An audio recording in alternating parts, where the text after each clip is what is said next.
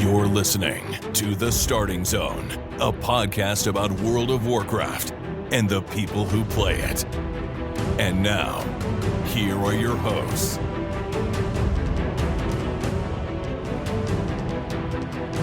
Well, hello and welcome to The Starting Zone, the podcast about World of Warcraft, the people who play it. Today is October 26, 2023, and my name is Spencer Downey. Thank you so much for listening and subscribing to the podcast. I'm joined today, as always, by my co-host, Jason Lucas. Jason, how are you doing on this late Thursday eve? Spencer, hello. I'm doing great. Against all odds, we're here. We have traversed all obstacles to get a show recorded this week. Yep. And the obstacles were many, but here we are. I am a little sleepy. Yep. I've had a lot of travel this week.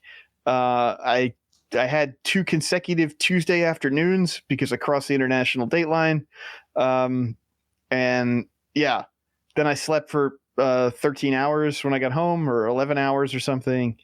And then I sat down to catch up with WoW and get some notes together to do a show, and my PC wouldn't boot yesterday. So I came right back from vacation and like 27 consecutive hours of travel to having to do IT troubleshooting all day. But as you can tell, I have a working configuration, and I am in my home, and I am trying to rest up as much as I possibly can before I step right back onto a plane to go to BlizzCon next week. So, it's hard not to be excited. I guess that's the good thing, is like, vacation was awesome, even though the travel day back was hellacious, but vacation was incredible. Like, what a cool experience.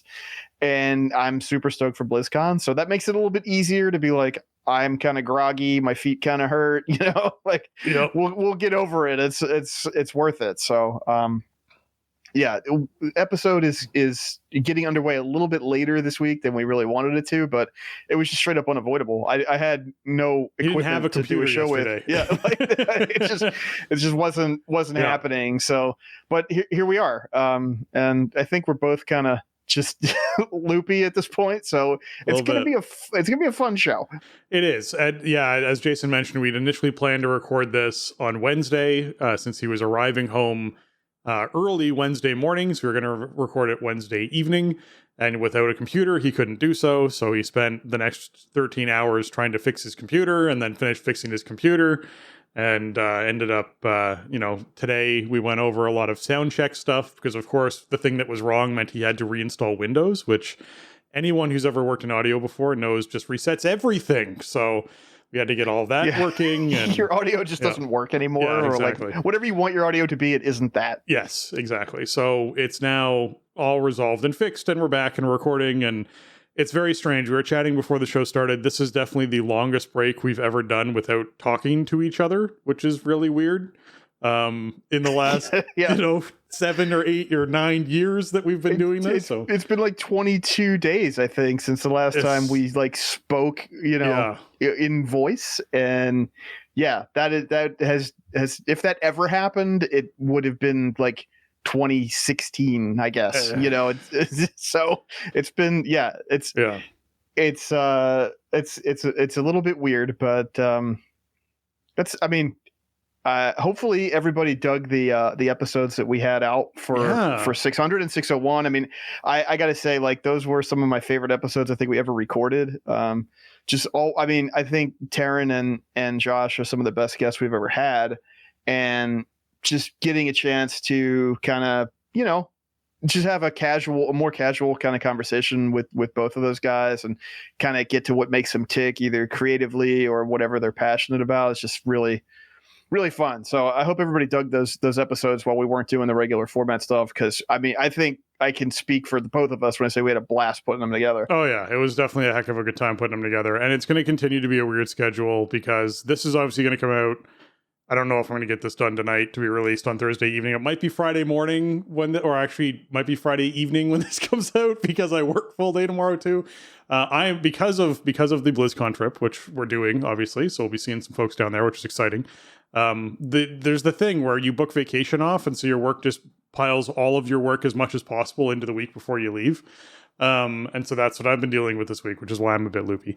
So I work full day tomorrow, and then I'm hopefully this episode, if it doesn't get out tonight, will be out tomorrow. I've kind of tried to streamline stuff to make sure it gets out tonight, so we'll see if we can do it. And then we record something on Saturday, which is going to be for Monday release, because I leave on Monday to start heading down towards California, because I have to travel to another city to use an airport there, and I can't do that in the same day because of the limited amount of flights. So Monday I leave to travel to a place where I'm going to stay overnight to then fly out Tuesday morning to get down towards California, which means that, basically Monday morning I have to release the Saturday episode. So it's a busy weekend, you're going to get something on Monday. Yep. We're going to do our semi-traditional BlizzCon preview chat about, everything on offer and make bad predictions or just talk about what we're excited about. And our good buddy Multizord's going to be joining us for that, which is awesome. We love Multi, and he's been a great guest with us in the past. And so it's going to be fun. Again, not like your traditional format episode once again, but I mean, it's BlizzCon season, man. We got to talk about WoW. We got to talk about all versions of WoW. We got to talk about Hearthstone, Rumble, Diablo franchise, and whatever else. So it's an exciting time to be into these games and to exist in this space. It's one of my favorite times, I think, to be doing something like this. And we haven't had it in so long, for it to come back finally 4 years later. It's like the floodgates. But I think this year's show is going to be a bit more lightly attended. It seems like I think you could still buy tickets. I think so. But I think the vibes are going to be super strong because everybody's going to be so stoked to see each other out there, man. Yeah, it's definitely an exciting time to go down and see everybody and celebrate. Obviously the united tribes of different games and different passions that people share all under one roof is always an exciting thing to do. I will say I'm still in the anxiety phase, and it's just because I haven't traveled in a long time. I have that thing where for a while there I was traveling pretty regularly, and then COVID hit, and I literally haven't gotten on a plane since that happened. And so that was 4.5 years ago for me. It was the last time I traveled. So I do have that, do I have everything? Is everything okay? Is everything in order? Did I print everything out? Am I carrying all my paperwork? Because I'm flying from outside of the country, right? So I have to go through customs still too. So there's all that kind of rigmarole to make sure of. And I bring a lot of recording equipment with me. So there's all of that too. So there's just is everything a go, right? We're doing the NASA takeoff check that you're sort of going through for all the departments to make sure you have everything set to go. So I will say that it's a pretty weird travel for me because I take a train to a plane to a car to the hotel, and then I take a car to the plane to renting a car to back to my house on the way back. And it's just not as streamlined as I would have liked it to have been, but COVID changed things, and things like the shuttle service and whatnot don't work as well as they used to.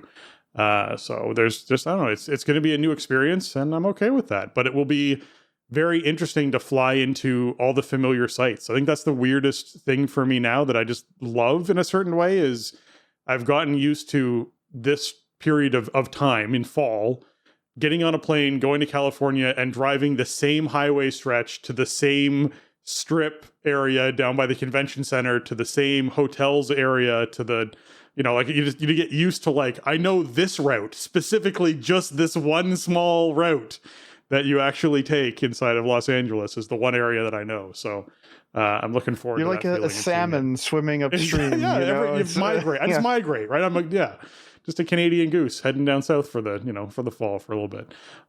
It is what it is. Anyways, thank you so much, everyone, for as I said, subscribing and listening to the podcast. Jason, let's talk a little bit about I guess first and foremost, we got to just mention that there was a big gathering on campus at Blizzard between Xbox, Microsoft, and Blizzard employees because the deal got finalized. The whole acquisition's done. Yep, it's all done. The Ubisoft thing for the cloud gaming was enough to satisfy the UK's CMA, and it's all signed off on now. So yeah, there was a lot of photos yesterday. Time doesn't make sense to me right now, but there was a lot of photos recently of Phil Spencer, who is obviously the face of the Xbox brand. He's like the CEO or whatever of Microsoft Gaming, and you've probably seen him on stage at E3s and Summer Game Fests and Video Game Awards and all the industry stuff. He's the Xbox guy, and he was out there with some of the other Microsoft and Xbox people on campus, and it's all over with, basically. Bobby is still in the house. It sounds like Bobby is shuffling off after the new year, which is good news, I think. It's Blizzard has had many corporate stewards in their existence. I mean, the founders sold out to a company called Davidson and Associates, like basically right away. Like they started Silicon and Synapse with a little bit of seed money from like Mike Morheim's grandma, I think the legend goes. But pretty quickly they were like, we need money. So, they've had, many, I think like 7 different corporate owners in there over the course of their history, including a mortgage company at one point, which was really weird. Actually, a couple of my friends used to work for the branch of that mortgage company that's around here. But anyway, my hope is that Microsoft will be a better corporate steward than Activision Blizzard was. It seems like their policy of non-interference with unionization is something they're willing to follow through on. I think it's great news. I know there's been a groundswell of support for unionization across many industries, and I mean you're seeing a lot of labor solidarity in the U.S. that we haven't seen in generations lately. I mean, think of the WGA strike and the ongoing SAG-AFTRA strike, the UAW strike, and I think sentiment towards labor solidarity and unions is stronger than it's been in this country in my whole lifetime, basically. And the video game industry, I think, does need to grow up essentially in a lot of different ways. And I think it would be great if Microsoft really made good on that promise and just stayed out of the way. And if the employees want to do it, then they do it. But yeah, it's all done. I mean, nothing has really changed so far, and I don't think anything's going to change immediately. But I'm sure we'll see a bunch of Activision and Blizzard titles show up on like Xbox Game Pass and stuff like that. Maybe we'll find out some more about what the plan for the future is at BlizzCon. Who knows? Maybe they'll have like a video package from Phil or something, or maybe he'll be there and there'll be something to look forward to in 2024. I mean, that could be possible, but I'm kind of glad the whole saga's over. And if Bobby is out the door in 2024, then I think that'll just make everybody feel good about the whole process. Right. But yeah. It's the big stuff is over, so now it's the question of what does this all look like, and is Blizzard going to be like basically like a separate entity under the Xbox umbrella? Can we sever the cord to let Activision be their own thing like they used to be? Let Blizzard be their own thing like they were under previous corporate stewards. We don't know the answer to that yet, but it would be nice. It would also be cool to see Activision maybe have the bandwidth to, reestablish themselves as something other than the Call of Duty company. Activision used to make a lot of really cool games, and their corporate leadership sucked the life out of all of them in the marketplace. It would be cool to see stuff like Guitar Hero and Tony Hawk's Pro Skater and Skylanders and all that stuff kind of come back in a more sustainable way. So I have high hopes for this, I guess. I feel like Microsoft's whole thing is Game Pass, right? Like that's their whole model is like, we want to get your monthly subscription. Does this sound familiar? And the way we get that is by providing you as much content as we possibly can that you feel like is worth it, which is maybe not a great model for the industry as a whole. But if that means that what they need from their studios is like just a bunch of cool games and not like the Call of Duty mega blockbuster at all costs, because that's the thing that floats the whole company, then I think we might see a lot of cool games out of this. I mean, as a player, I'm optimistic. Yeah, I think it's reasonable to be optimistic about the whole thing. I think we're probably going to have some really, we're already seeing cross promotions, to be fair. There's already some Call of Duty stuff happening. There's already some other stuff that's being pushed cross-promotion wise with a lot of these characters. I'm going to be curious about what the Microsoft cross-promotion stuff ends up looking like as well. But yeah, I'm excited for it. I think in general, it's going to take us 4 years to start to see real big change. But you know, I think that it'll be an exciting time as we sort of move forward. So, but let's move on from that. Let's talk a little bit about video games because outside of just not the people who make them. We haven't talked in a couple of weeks, so there's been a lot that's happened. The Eastern Kingdom Cup happened. Did you happen to participate in any of that?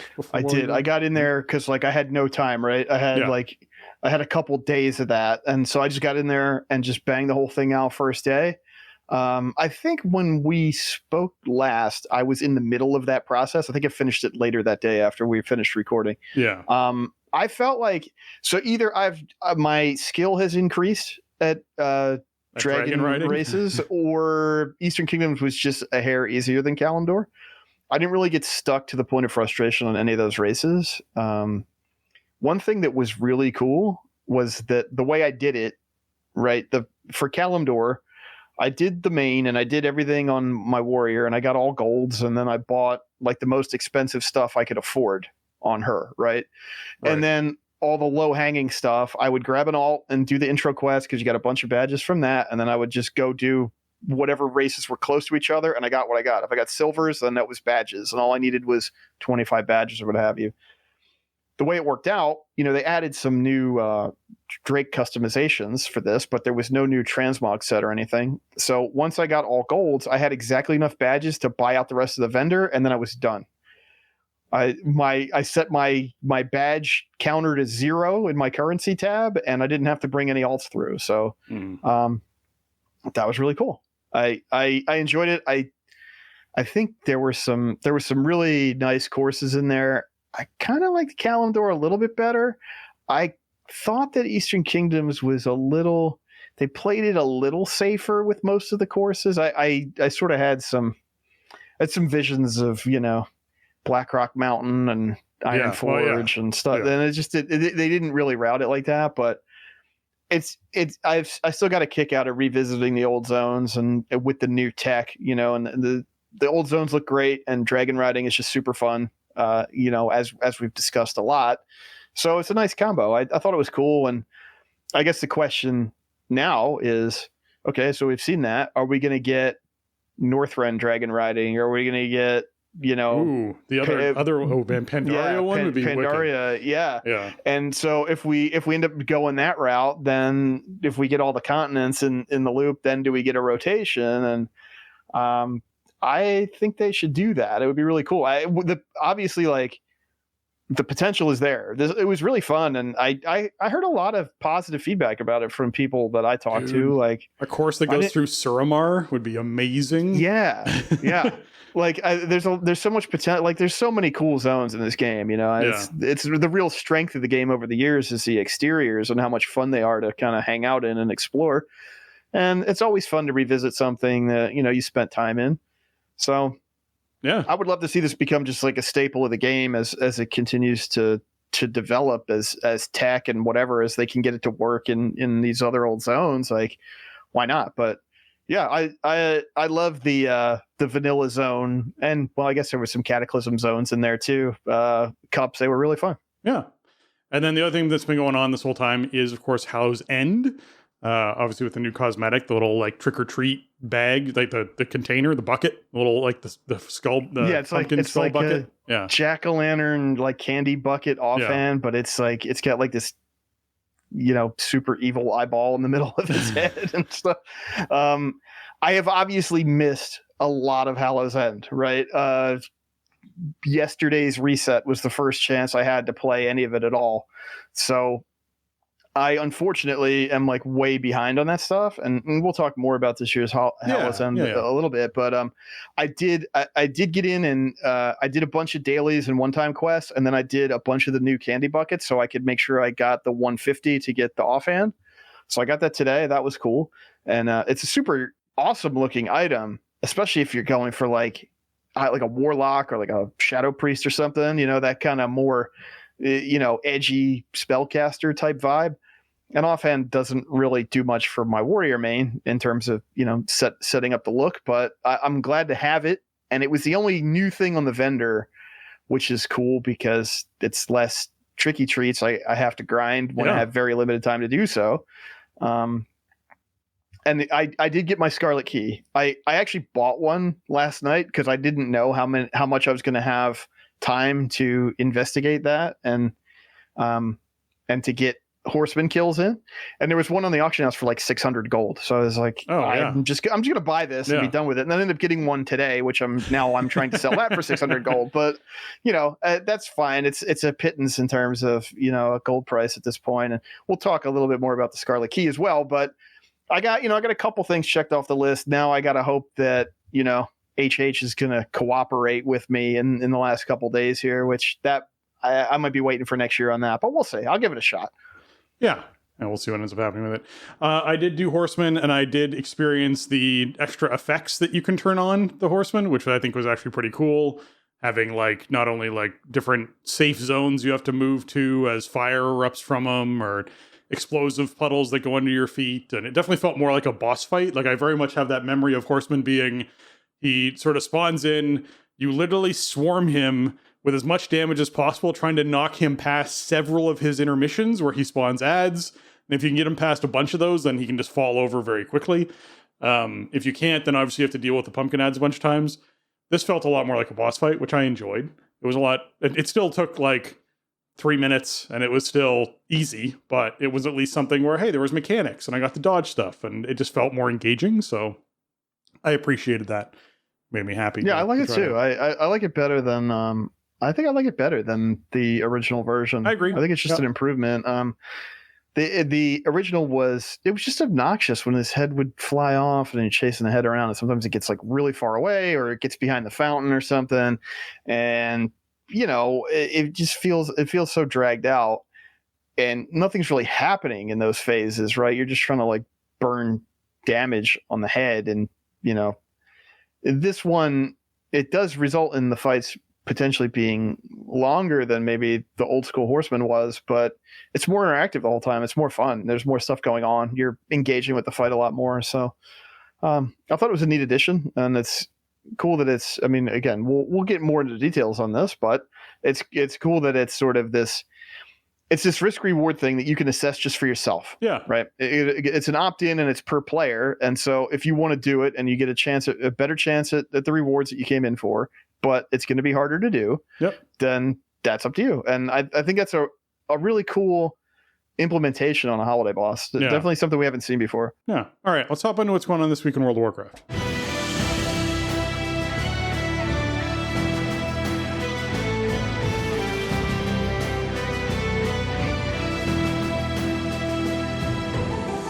All right, this week in World of Warcraft is the Wrath of the Lich King Timewalking event, meaning that, of course, this is the Sign of the Scourge buff that's up, increasing reputation gains from combat and quests by 50% during, Wrath of the Lich King quests and reputation specifically. There's also characters level 45 and above can do Timewalking versions of Azul Narub, Gundrak, Halls of Lightning, Forge of Souls, Nexus, and Utgard Keep. And if you complete 5 of these, you get yourself a Heroic Aberrus Gear cache. There is also another way to get that Heroic Aberrus Gear cache. You can kill 5 Timewalking bosses inside of Ulduar Timewalking, which is a part of this as well, dropping yourself some 415 eye level loot, the versions of the Ulduar loot that's in there for max level characters. And of course, you can get all the old achievements from there as well.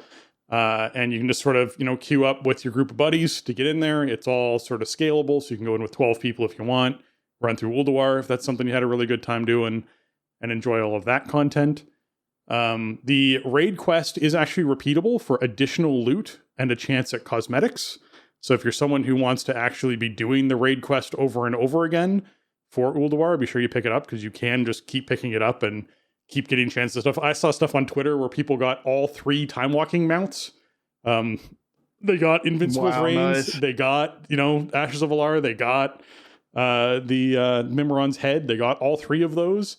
And so they just got real lucky, and, that's a thing. You can actually get all those sorts of rewards from it.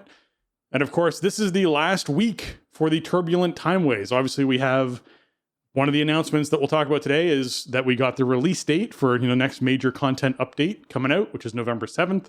So we are so close to that they're saying, all right, this is the last week of Turbulent Timeways.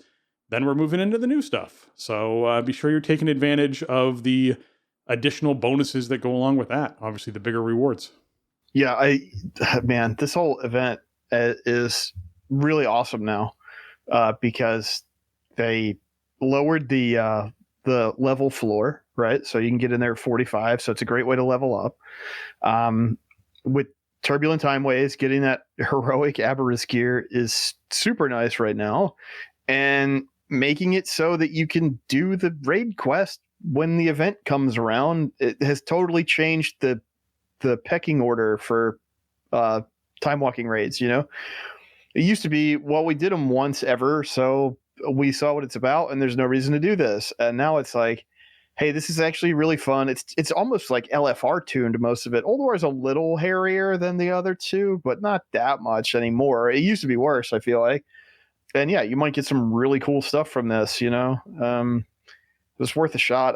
I think my guild was doing Old War last night, so I missed out. I couldn't play, and even if I had a computer, I wouldn't have been raiding last night. So I missed out, and I didn't.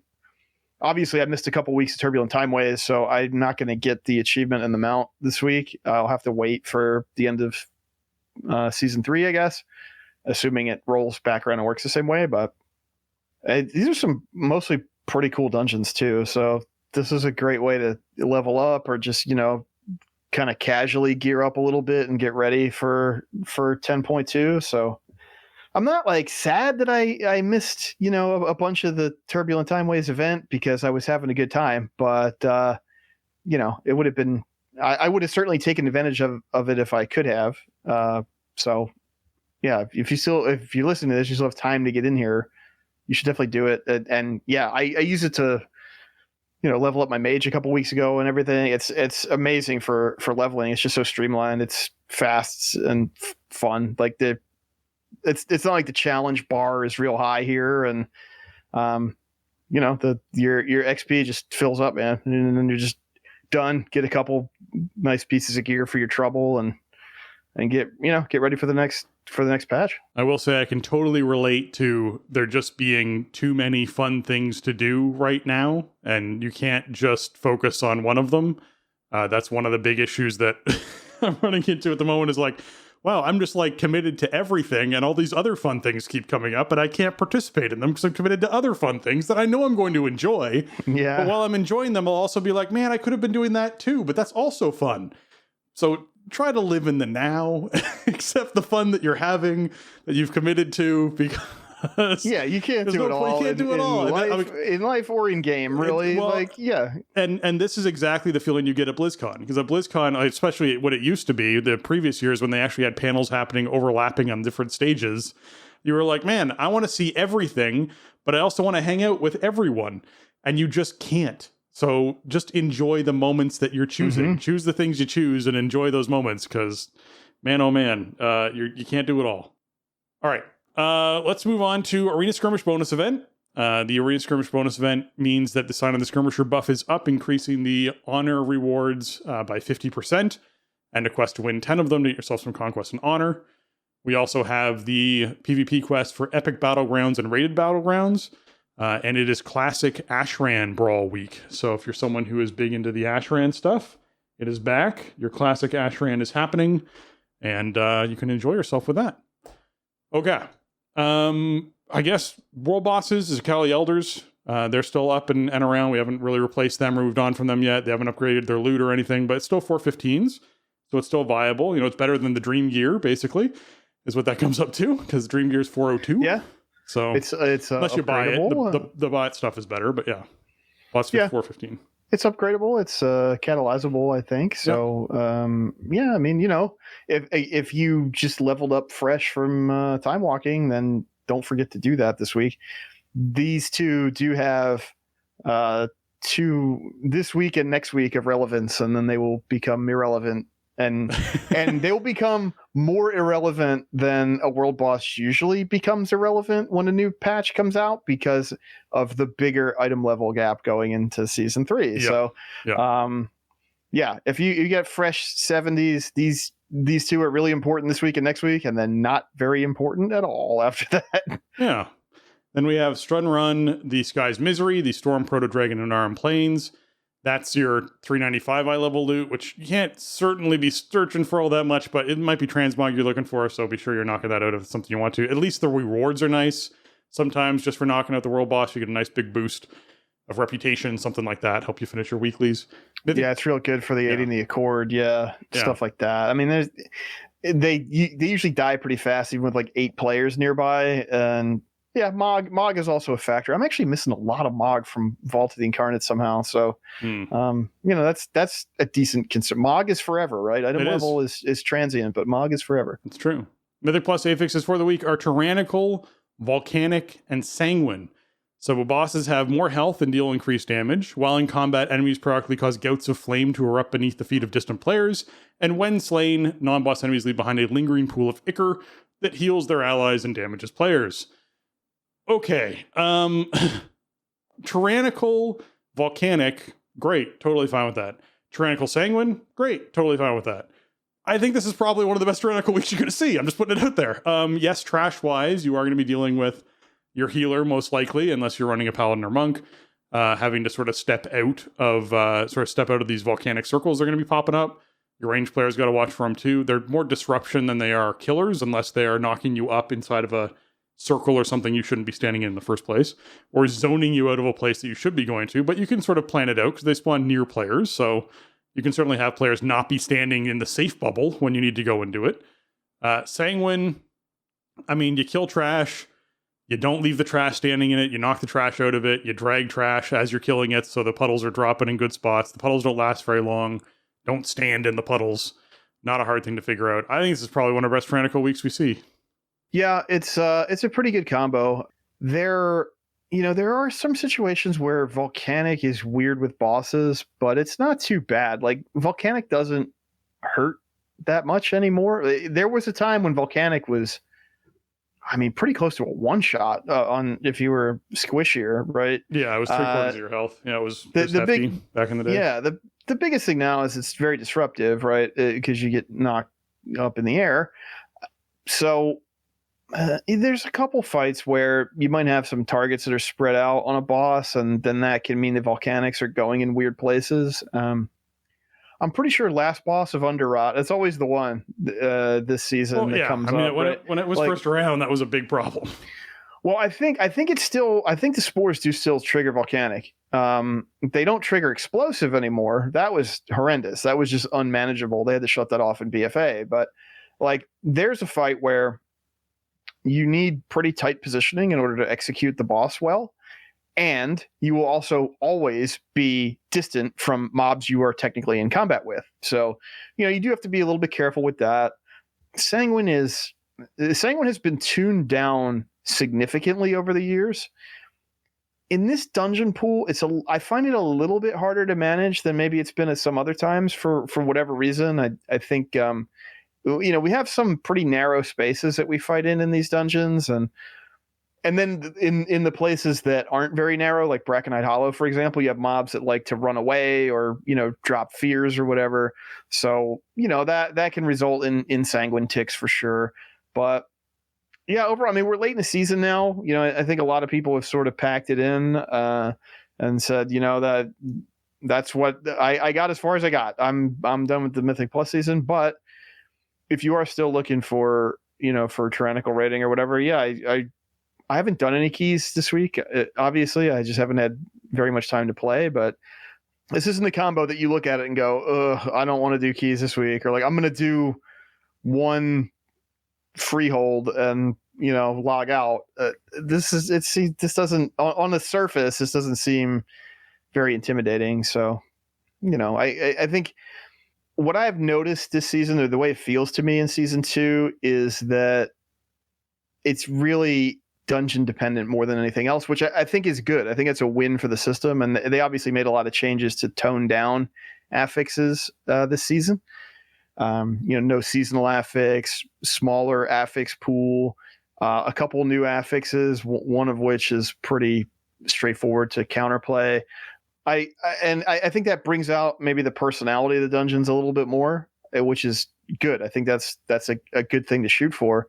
So I always just I kind of evaluate every week's combo against the dungeon pool more so than like, okay, this is in a vacuum, this is a good or bad affix, where in previous seasons I think the affixes were maybe more dominant as to how your approach was. So that's just kind of the way I think, like, now that we're pretty much at the end of season 2, that's sort of my take on how it all kind of shook out. Yeah, I hear you on that. Hallow's End is live until November 1st. So the new things that you want to be paying attention to are there's 5 new achievements, including trick-or-treats for the Dragon Isles. So you want to be getting those. I know just for killing the Headless Horseman, there's a new achievement this year. So be sure you're sort of doing that. The new offhand bucket we talked about already, that's only 150 trick-or-treats, so it's super easy to get. It's not that hard to grind that out, especially if you're just doing trick-or-treating in general. You'll pretty much just get yourself that bucket really quick. It's called the Bucket of Morbid Treats. I don't really know why they have to be such a dark, cruel treat, but I guess, it is what it is. Well, look at that bucket, man. What kind of treats do you think are in there? Like spicy, fun They're not ones. happy, friendly treats. They are some morbid treats in there. But yes, so then we have the Windborn Velocidrake, the Hallow's End armor, and Arthas's pet from the loot-filled pumpkin that you can actually end up getting. The Windborn Velocidrake Hallow's End armor is wicked, so certainly something that's worth trying to get if you can, which just means keep killing it and see if it happens, because that's how this stuff works. Yeah. Oh, yeah, I forgot to mention this. When we spoke last, I was lamenting not having gotten the Core and Dire Brew armor. Yeah. I ended up getting it like the next to last day of Brewfest. Oh my god. This guy. So that was cool, because it was starting to get a little upsetting. Yeah. But what I didn't realize, and this is just me not paying attention to detail, I didn't really realize that the Pirates Day armor was only for the Highland Drake, because I was just using the Highland Drake all the time since I got the infinite scales and everything, like infinite Highland Drake, which is awesome looking. So I was like, okay, this is what I'm riding. And then I made it an infinite pirate dragon with the pirate armor. Yeah. And then it occurred to me when I got the Brewfest armor, like, oh, this only goes on the Proto Drake.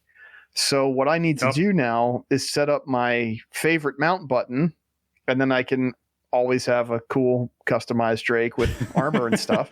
And so this one, seasonal Drakes, right? Yeah. Yeah, and this one is the one that drops from Headless Horseman only goes on the Windborn Velocidrake, so now you can kind of kit that out and then put that in the rotation. I kind of like the way that they've done that. I have like 2 Horseman kills under my belt, and I'm not going to get too many more, so I'll be happy to get anything. I think the armor and Arthas are awesome, and I wish that the timing had worked out where I could get daily attempts on Horsemen for these things. I want to just point out too that Hallow's End ends on November 1st, but it doesn't end at reset, but it also doesn't end at midnight Pacific or anything. Yeah. So like you have a window right after reset where you can get one more round in on Horsemen, or one more round of Tricky Treats. If you go quick, you got like 2 hours or something. Yeah, like you don't have maybe 3 hours. You don't have all day, but you do have a little bit of time after that reset on the 1st. So yeah, there is a window there. Yeah, if there's something you're gunning for, you have like a little bit of an extra chance. So it's cool. I mean, cool new stuff this year for sure in terms of the cosmetics. It's not like maybe as many different things as I thought they might do, but I'm okay with that. I don't think we need like 50 new things for the refresh. I think we need just some cool stuff that is hopefully fun to chase and hopefully rewarding to chase. And that seems like the direction they're kind of going here. Well, yeah. I mean, if you're talking about cool stuff, you were mentioning the Scarlet Key early on. This Scarlet Key comes from one of those loot-filled pumpkins, or you can just buy it off the auction house, like Jason was talking about. It unlocks the original Scarlet Monastery dungeons. Like the 4 original dungeons get unlocked with this key, and you can get the original loot, including original transmogs, from those dungeons. So this is like, hey, I want to turn back the clock and actually check this stuff out and have someone rip the secrets from my flesh, because that's what that guy did back then. Yeah, you can go back and do all that and experience all of it again. It's awesome. This is a wicked little like add-in here. Yeah, it's kind of a cool implementation too, because it's very flavorful, right? There's a new little quest chain that sort of tells the story of the Horseman before he was the Horseman, or whatever you want to say, right? And so it's all very much tied into Scarlet Monastery and the Scarlet Crusade and everything. And so you do that, and then once you have the key, I kind of like the implementation because it's subtle. It's very role playing gamey, right? Because once you have it, then there's a key ring on the wall in the hallway in Scarlet Monastery that you click on it. Then it gives you a quest once you have the key in your possession, and you like hang the key on the key ring, and then from that point on, the key ring becomes interactable, and if you interact with it, you get a buff that basically, if that buff is active, when you zone in the Scarlet Monastery, you're now in vanilla Scarlet Monastery, not, was it Mythic Pandaria that they redid Scarlet Monastery? So that's, I think that implementation is really interesting and cool versus like right clicking my profile and going, I want to do, whatever, this version of the thing, or, oh, we put this really inelegant, like new portal in here somewhere, which, anything to make it work, I guess. But I think having that flavor of like, you click the, these forgotten keys to get into the old dungeon that's cool. And yeah, there's a lot of mod, and I mean, it was a huge dungeon, right? And a lot of that mod got changed. And of course, like Mythic Pandaria, I'm not mistaken about that, right? That's like when it got reworked. I'm pretty sure. It might have been. I just remember the pocket cannon out of there that you used to get as a trinket. You could literally get like a cannon that you could fire. Mm-hmm. It was a trinket. It was just cool. I liked it. Yeah, I mean, because Pandaria had like that unified, that was Warlords of the unified dungeon pool, I think. But, all that stuff got changed up because in Mythic Pandaria, like it became relevant content there for a little bit. Now, some of the stuff carries over, so it's not like, oh, this is all stuff that you couldn't get anymore. But it's a lot of stuff returning that is, models or color variants that you haven't been able to get for 11 years, something like that. So, and it's just here. They just dropped it in here. It's kind of a cool surprise. I don't think it's as elaborate as what they did with the Nax stuff, but that's fine because that was a whole process. That was quite a rabbit hole to go down with unlocking the ability to get the Nax drops and make the old Nax stuff. This is more like, okay, get this item and then you can go do old Scarlet Monastery if you want to, and you can farm it out and see if you can get any cool Mog that you don't have, and Mog that's been maybe unavailable or hard to get for a long time. Really cool little bonus here that I was kind of, catching wind of it in the data mining. I knew there was something going on with original SM, but I wasn't exactly sure how it was going to play out. But I think what they did with it is really cool. It adds some cool flavor, and it's just another thing to do, if you want to collect some stuff. Yeah. I mean, and everyone loves getting access to those pieces of gear that have been locked away. And, it was supposed to Blizzard trying to find another way to add them into a vendor or, Darkmoon Faire or Heirloom or whatever it was to try and make those appearances and whatnot available again. This is a great way to do it and let people actually experience that older content and the dark story of this, Scarlet Monastery that existed back then anyways. So yeah, definitely worth checking out, along with a ton of other cosmetics and things like that available for this. There's the 10% experience buff as well for, the Wicker Man stuff that happens outside of Stormwind and Undercity. So be sure you're taking advantage of that experience buff as well while you can. Yeah, man, it's there's been a lot to do during Hallow's End, and the new stuff is worth checking out. The old stuff's still fun as well. I know a lot of people who pick up costumes, then hang on to the costumes and use them at random times in raid and whatnot. There's a lot of fun stuff, so be sure you're taking advantage of Hallow's End while it's around for the next, week and a bit. Yeah, well, not even really, but so here's a stupid thing that I have done. Mm-hmm. I have all the costume sets. I grinded out the tricky treats for each one of the costume sets as I added them to the game. which they're expensive. Yep. I've used each one of them one time, and they all live in my bank with 99 charges or whatever. Like, I don't know if I'll ever use them ever again. Like, how can I? It's they represent so much work, but the costumes are really cool. They're very cool. But it's oh man, can't we make them like a toy with like a super long? I would love if there was toys for this stuff. Yeah. Like I would, because the consumable, man. I'm an RPG video gamer. That's a limited resource, man. I can't just use that because it makes me look cool for a little while. Like, no, I did it once to see what it looked like, and now it goes in the bank forever. Well, it's like Kevin McAllister in Home Alone 2 talking to the pigeon lady about how he grew out of his rollerblades. You know what I mean? Except I guess you never grow out of these, but it's the same idea. Like, I did all the work to get them, and then I'm not having any fun with them. But this is what I do this in my real life too, I guess. Yeah, I'm the collector who gets them. They live in my bank for 4 to 6 years, and then I do a big purge of my bank, and I'm like, I recognize that there's 99 charges left on this, but I'm never going to use it. I'm actually just going to throw this away because it's taking up space, and I'm never going to use it. So I'm actually just I'll click it like once they're in the bank, and then I'll throw it away. Throw away the rest of the stack. Like, there, I have successfully used it twice. Okay, we're happy. Like, I don't know. I'm with you. It's hard to do. Oh, and if you're someone who values Ember Court, stuff from back in Shadowlands, of course, there's the Ember Court event going on with Visions of Sardonathrius. So be sure you're taking advantage of that as well if you want some reputation from Shadowlands stuff with Venthyr back in the day. All right, Day of the Dead, that's coming up on November 1st and running till the 3rd. So during Day of the Dead, people can sort of gather at graveyards and celebrate and cherish the spirits of those that they've lost. And in these festivities, there is the Contenders costume, which is the Blooming Rose, the Night Demon Purple Phantom, Santos Sun, and Snowy Owl, the whimsical Skull Mask helm, as well as the bouquet of Orange Marigolds offhand. You can get the Day of the Dead marionette pet. That thing's in there too, if that's something that you're interested in getting. So there's a lot of cool stuff. I will say the macabre marionette pet is a really good battle pet. It's worth having if it's something you don't have yet. It's certainly worth picking up. So put in a little bit of effort to getting that. That's just bringing some simple flour and ice cold milk to complete the Grateful Dead quest. That's all it really takes.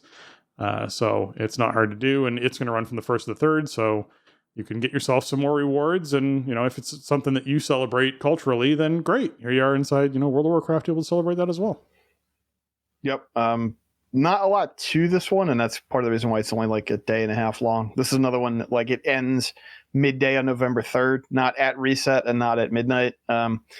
But yeah, you should definitely have the Macabre Marionette if you don't have it. So if you never got it, then try to remember to do that unless you're en route to BlizzCon this coming week, in which case you might not be able to log in and do it. But yeah, and the Contenders costume is it's like a Lucha Libre kind of thing. It's kind of cool. I mean, but this is a very small event. This is it's like a Pirates Day scale event. Yeah. You go to, I guess the cool thing about it is you could do it in a bunch of different places because it should be in the cemeteries near every major city, right? Yeah. So you don't have to go to a specific place. You go wherever you want to go and do it up. So yeah, if you have never done this, it's worth doing once to, clean it out and just add all the stuff to your collection. Yeah, it is. Something else I'll mention, because we probably won't do one of these types of what's going on this week records until after we come back from BlizzCon. November 5th is when Darkmoon Faire should kick off. It's the first Sunday of November. So we'll probably be recording on like the 7th or something like that for what's going on this week, which means that you all would miss out on that. I don't want you to. So be sure you're taking advantage of the November 5th Darkmoon Faire that's going to kick off and all the fun stuff that can happen with that. While, we're traveling, because I literally travel back on the 5th. So I will be getting home at like 11 o'clock at night on the 5th is when I'll be getting in because of time change stuff. It'll feel like 8 p.m., but it'll be 11. So yes, that'll be a thing. All right, notable hotfixes. So we did get some live hotfixes that came out. Players can now queue for Mists of Pandaria Timewalking and Wrath of the Lich King Timewalking while in Chromie time when it's available. So when those Timewalkings are available, they fixed the bug around not being able to queue up for that. As far as dragon riding goes, they fixed an issue where the airborne recovery dragon riding talent that would cause aerial halt to not generate vigor when you cast it during a Thrill of the Skies. So if you're like, man, what's going on with this? That's what was happening. It was a bug, and it's fixed. So enjoy that, because it's all resolved. They also resolved the Warcraft Rumble toy, where when you summoned a toy, it gained additional looks. You can now interact with that toy to cycle through its earned looks. Each time you change looks, there's a 5-second cooldown timer until you can change it again. So when you summon out these toys, you can actually cycle their looks, which is pretty neat. For the different chromes and whatnot that you like, for all these different looks. They also fixed the distribution problem, which I believe I was lamenting when we spoke last. You talked about it getting fixed, so you had received in the mail your fix for it. So this was the round that came through. That showed up in the blog the next day, I think.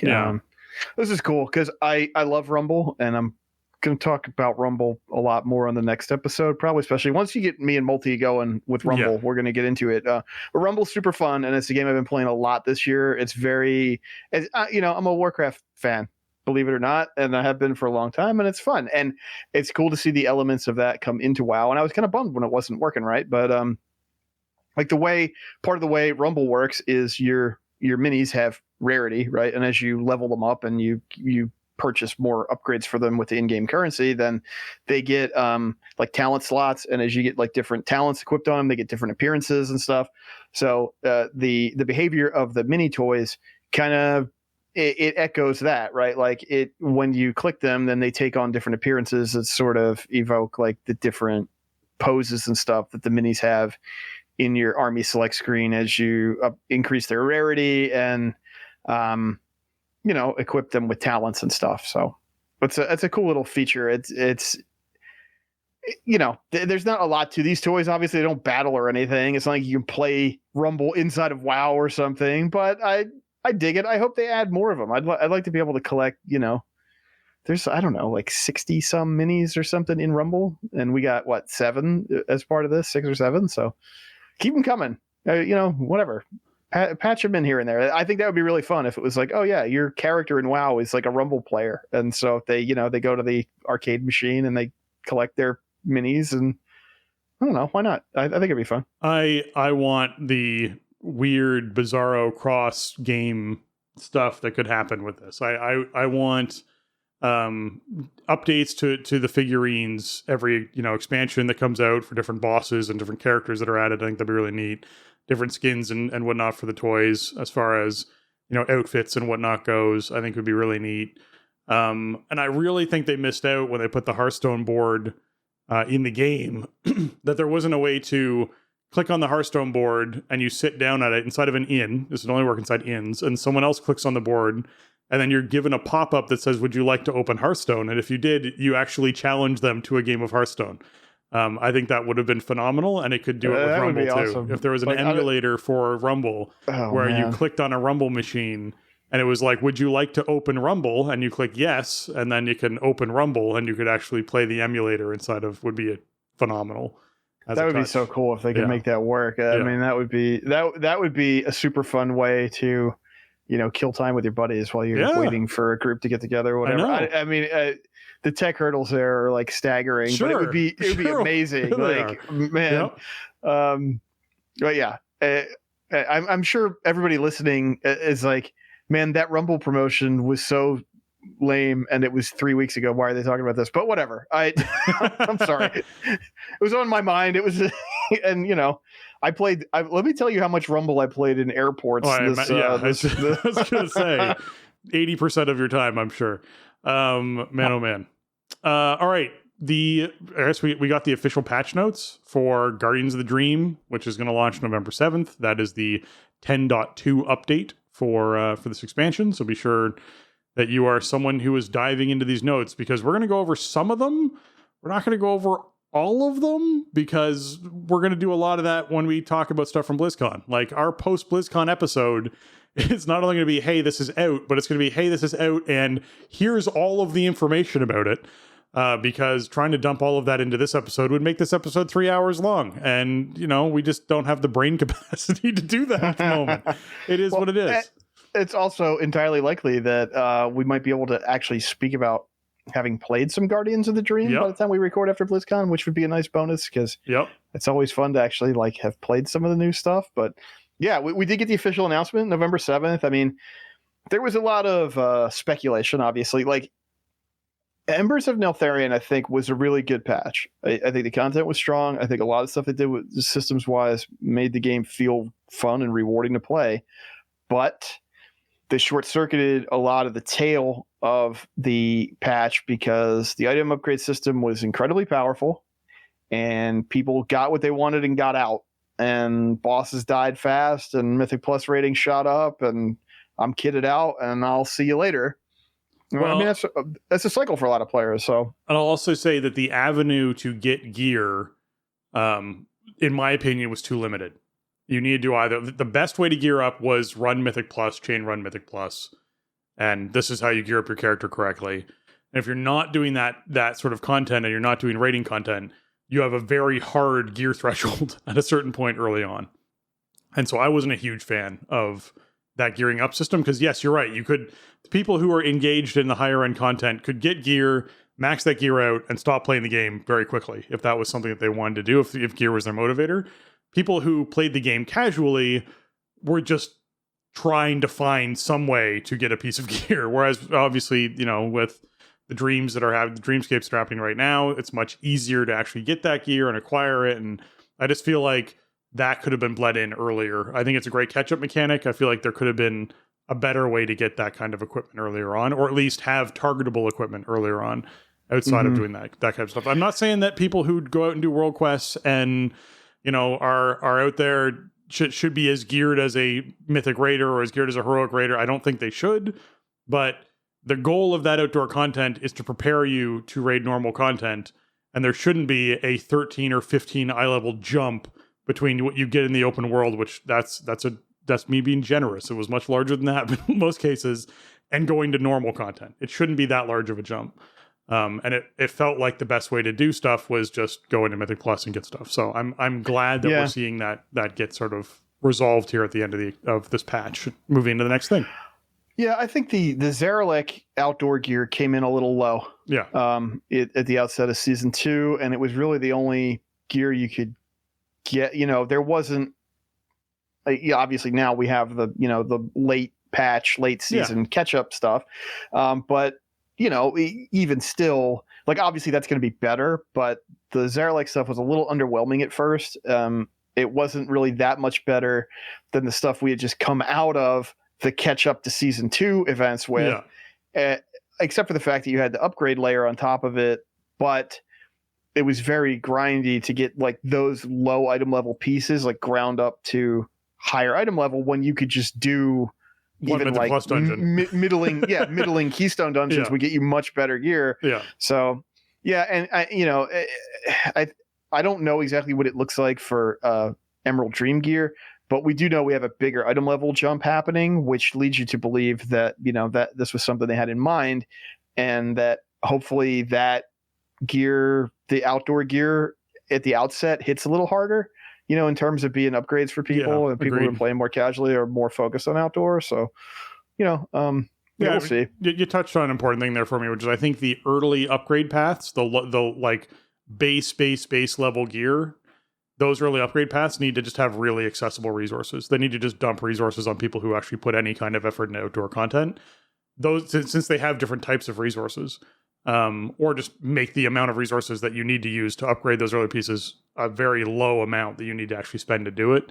Because like you said, the grind there is just there's no point in doing the grind when you could just go and run 1+3 Mythic Plus dungeon and get a better piece of gear that's on a higher upgrade track. It just made no sense. So and you want to have those hooks to it's an MMORPG, you should do group content, but by the same token, it's if you have a content path that rewards gear, then the reward shouldn't be totally pointless either. Like it's a tough balance, and I think that's why they're probably giving themselves some more wiggle room coming into this season. But we had some speculation about what the release date was going to look like, and people were looking at the end of Turbulent Timeways and going, "Hey, this patch is probably going to launch on Halloween or whatever." And post BlizzCon. It's like it's like there was just no way. We are in a weird dead zone here.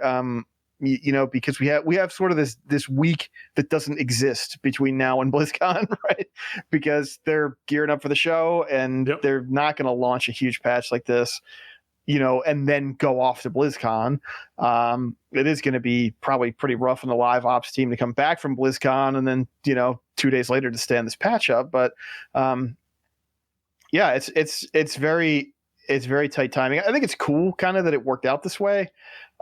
Presumably we'll have an expansion announcement at BlizzCon, right? So the eyes of the world are going to be on World of Warcraft next weekend. And then, hey, there's a new patch. It looks like there's some really cool stuff in it. It's kind of hitting these notes. I mean, Emerald Dream, I think, is a thing that has, kind of been interesting to players for a really long time. So getting to actually explore that in a bigger scale capacity. And, I think some of the stuff they're putting in this patch is really cool. So hopefully it pays off, and maybe the sentiment kind of starts to turn after BlizzCon and an expansion announcement, and it's like, hey, it's WoW time again. I mean, we've just been feeling that brain drain so much, and it's like Dragonflight has been a really fun expansion, but it hasn't been hooking people, to where it's like, hey, I want to play weekly, daily, whatever. It's been way more cyclical of like, I want to see what this is all about, and then I'm done until the new thing comes out, which is okay. But hopefully that this is a thing that a lot of people want to come see. Yeah. Okay, let's dig into the actual notes of what's happening here. So we got the overview for the raids and the schedule itself. We know that the new raid is 9 bosses. It's going to have obviously the same 4 difficulties we've always seen. It's level 70 required. They do recommend, they actually not just recommend, that the minimum required item level is 424 for your actual raid finder stuff, and that's going to be kicking off a week after the actual patch comes out. So Wing 1 of the raid finder happens on the 14th, and then it's basically 1 week after that we get Wing 2, 1 week after that we get Wing 3, and then 2 weeks after that we get Wing 4. So Jason, we're going to have a really heavy record schedule during this window of time. It is going to be painful because typically we have 2 weeks between these wings, and it looks like we have the first 3 wings all coming out 1 week after the next, which is going to be slamming the amount of content that we do. Unprecedented. It is unprecedented. There are 4 versions of this raid coming out on November 14th. All 4 difficulties open on November 14th. They've never done that before. And the whole raid on Raid Finder will be out 2 weeks before Christmas. It'll be fully available, which means that my guess is Blizzard's going to take an early vacation. I think we're going to see, I'm really hoping they're giving staff are going to go on vacation on the 18th or on the 16th or something, and they're just done till the new year. Yeah, probably the end of that week will be it. I mean, they usually shut down for about 2 weeks at the end of the year, and that gives them a little wiggle room there. It's cool. I hope it works out okay, and that we don't end up seeing server instability and stuff as a result, because this is ambitious compared to what the typical release schedule looks like. But I think it's probably good. I mean, sometimes there is kind of that question of, why is there this sort of penalty for Raid Finder players? And I can sort of understand not opening all 9 bosses at once, right? That's a bit daunting, and especially for the types of players that really engage with LFR, they need a chance to kind of dip a toe, practice a little bit and see what the fights are all about, versus, I don't think a lot of people who engage primarily with LFR want to try to do 9 new fights in a week or whatever. They want to do it and come back and see the next thing. Now, it seemed like a sub retention tool to me for a long time. Like, we space it out this much, and it takes 2 months or whatever to roll out the whole thing. And so you get an extra month of subscription there from somebody who's just waiting to see the end of the raid. Yeah. Maybe that's a bit cynical on my part, but it is a business as well. But this is super. I mean, this is inside of a calendar month and the whole thing is out. I mean, we've never seen anything like that. So I think it's cool. Also, since we have, I don't know what the acquisition method is for the strength legendary that's coming in, but it's earlier chances to get more kills on bosses for people if they're working on that. I assume you're going to need boss kills to complete Most the legendary. That would be probably a safe assumption. So it looks nice. I mean, I think the raid finder minimum item level is high, but again, we are going up. Instead of going up 26 item levels from season 2, we're going up 39. I mean, my character is pretty well kitted out and she's like 445. So, you got to be 20 item levels below her to get into raid finder. That might be sort of a limiting factor for a lot of raid finder players at the outset. That wing 1, the first couple weeks might just be higher level raiders just trying to get extra rolls on stuff, because it might be harder for the LFR like core player to get in there because of the item level floor. But who knows? Maybe they step into Emerald Dream and the rewards are just balling out of control, and then they get right in there. I think we're probably going to do what we normally do with raid prog and just shoot to knock normal down as fast as we can and then start working on heroic prog. Yeah. That seems to be the best way to go for our group. And for me as a raid leader and stuff, like you want that early success. You want stuff dropping. You want people getting a feel for the rhythm of fights and what rooms look like and what spell effects look like and stuff, versus bashing your head into a higher difficulty that maybe you just die all night. I would rather kill 6 or 7 or 8 normal bosses when a raid is brand new than, kill one heroic boss and then die all night or something. So that's probably my goal. And then, we'll see how much gas we still have after AOTC for chipping away at Mythic. So I'm looking forward to it. New raid is always exciting. It's one of the main things that keeps us coming back to the game, right? Is to see that next big raid zone and learn the new fights and collect all the new gear and the MOG and all the cool stuff. So, the raid is kind of a thing that greases the whole machinery at endgame for a lot of players. So I don't know. I'm not really ready to hop into raid prog. Right. Like I've barely been in the WoW headspace at all in the last couple weeks, and I'm still going to be really busy, but I'm excited nonetheless. It's always cool. Obviously, a raid launch is always cool, and the Farrak fight and getting the legendary axe, the strength axe, that's a nice addition. It really does seem like the pieces are aligning that like this is maybe the last raid of Dragonflight, which is so weird to me because it doesn't feel like it's time. No, it doesn't feel at all like it's time. Farrak doesn't really feel like the last boss of Dragonflight to me. He's a super cool bad guy. He's got a great design.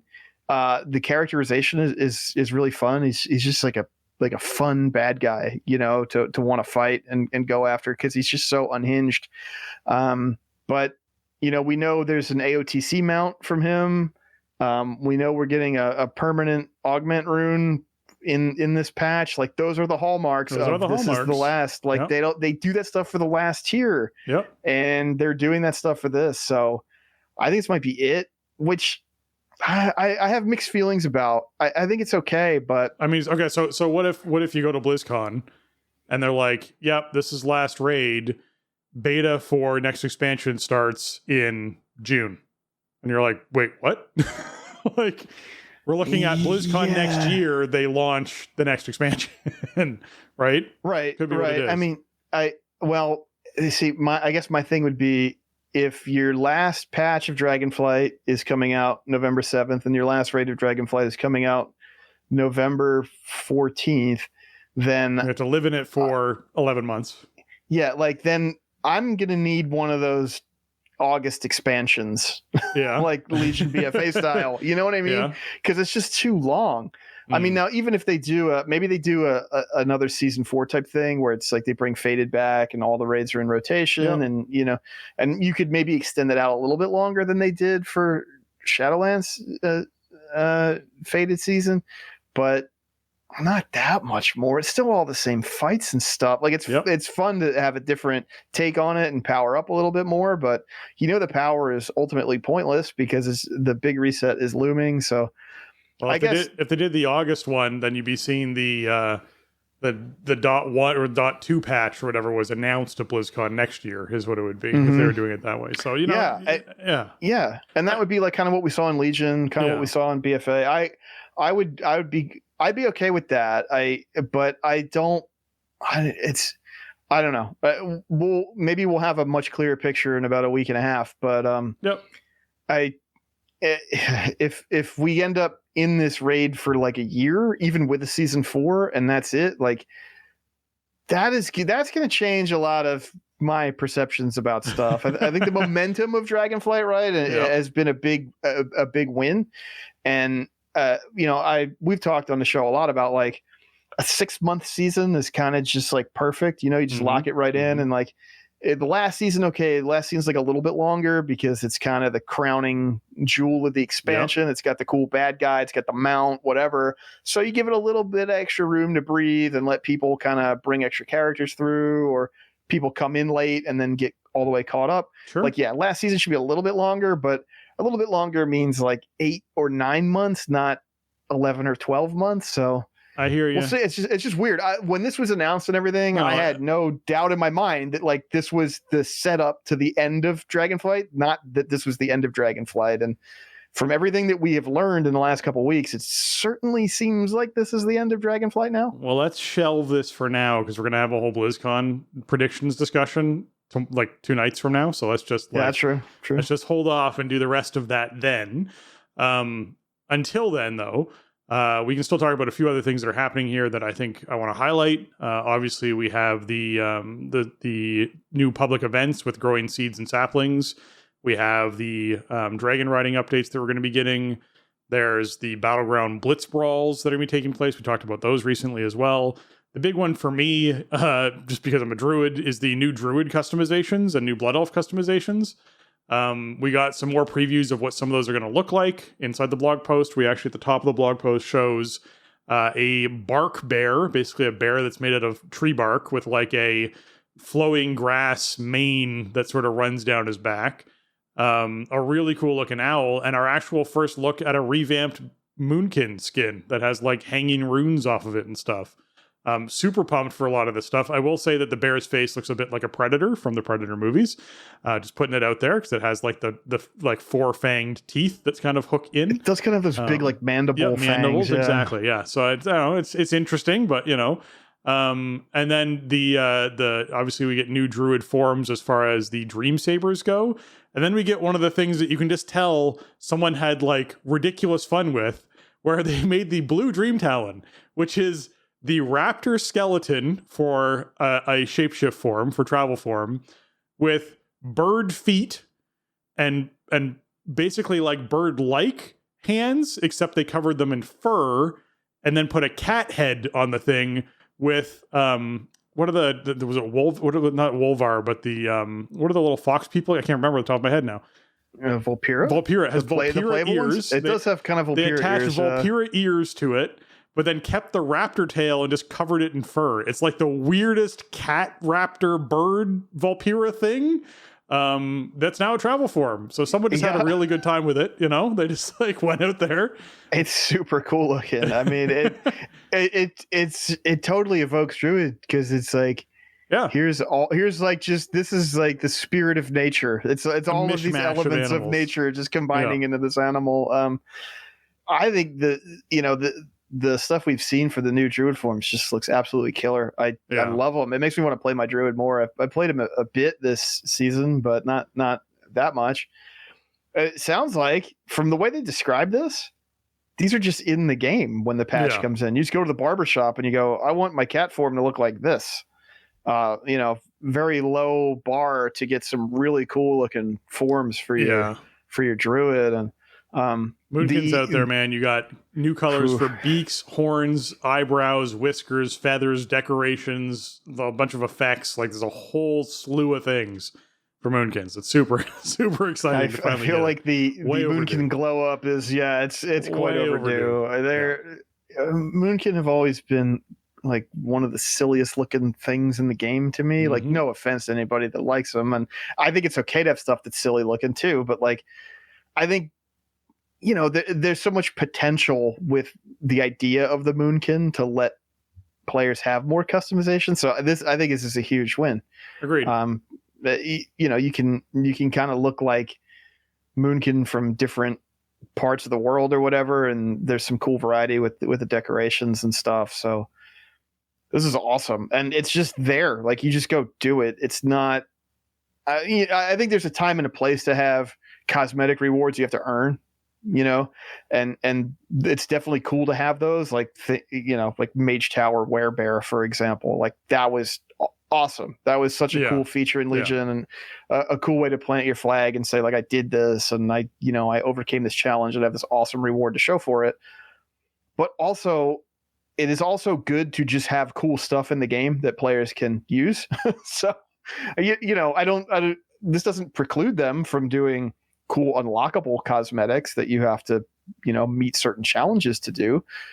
It just means that if you log into the game and you don't like kind of the standard looking bear or whatever for your druid, that you have some more options right out of the box to just make a cooler looking character that maybe you connect with more. So I love it. I think they look really cool. Yeah.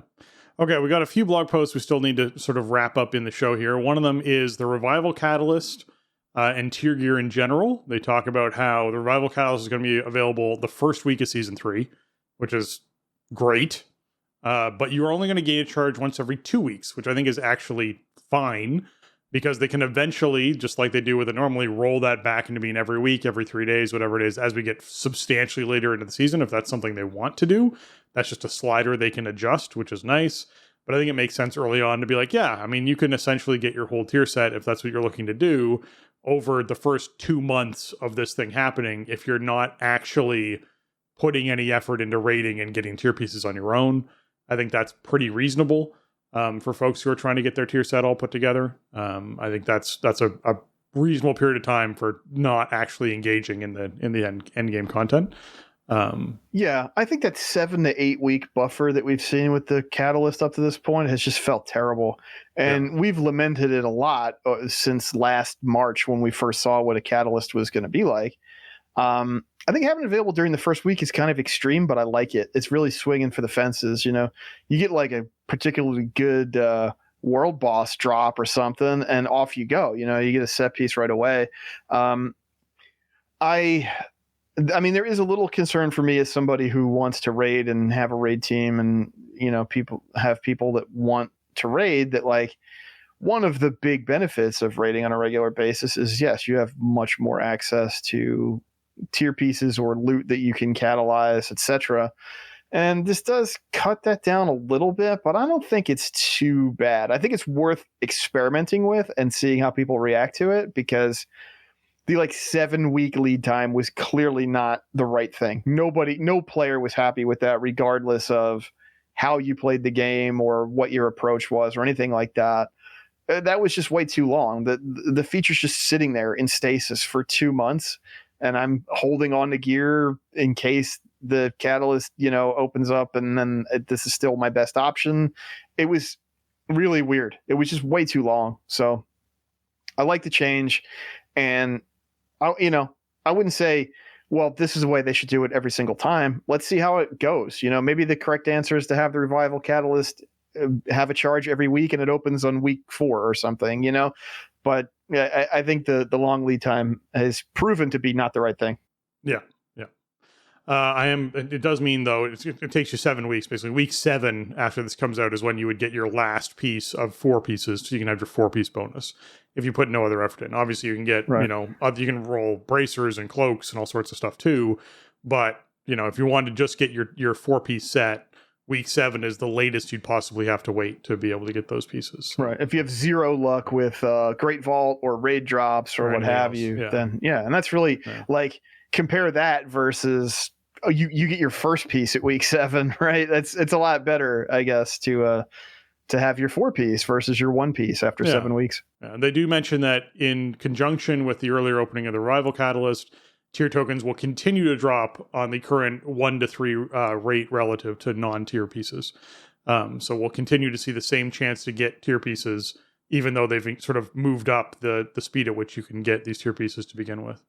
Very rare. Yes, this is interesting because I felt like when they made this change midway through season 2, it felt great because nobody needed set pieces anymore, and the tokens were just kind of taking up space for a little while there. I